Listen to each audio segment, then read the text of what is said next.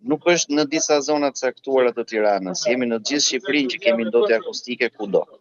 Që do të thotë që nga rrugët, që në mëngjes që fillojnë ato boritë dhe bien pa pushim, edhe deri te urdhëro. Jo më larg se tani, po i bie diku. Kështu që ne jetojmë në ndotje akustike.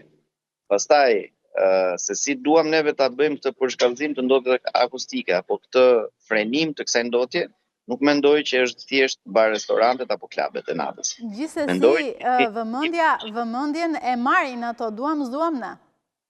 E marrin sepse është ajo pjesa që është më delikate dhe më e cënueshme. Sepse unë do vreja një gjë. Neve kemi në Tiranë sot gjithë ato kantiere ndërtimi, të cilat punojnë ditë natë. Ja ofrojnë ato ndotje akustike, as besoj që ofron askush tjetër. Kështu që hajde të masim një ndotjen e kantiereve të ndërtimit, hajde të masim një ndotjen e autostradave që kalojmë afër zonave të banuara. Hajde të masim gjithë gjërat dhe pastaj të shkojmë edhe te klubet. Pse jo, nuk kam asgjë kundra ndotjes akustike të klubeve, absolutisht. Madje mendoj që duhet ketë një rregullator i cili ka 3 vjet që ne po e kërkojmë me ngulm. Po kërkojmë me ngulm që të kemi një qasje të ligjit i cili është miratuar, por po luhet ping-pong midis ministrive dhe pushtetit lokal. Se kush do ketë kompetencë.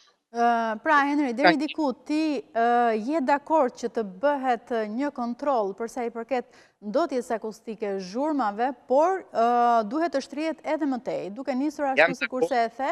Mos dalim nga konteksti, jam shumë dakord që të bëhet kjo lloj kontrolli, por të bëhet jo i selektuar. Të bëhet për gjithë.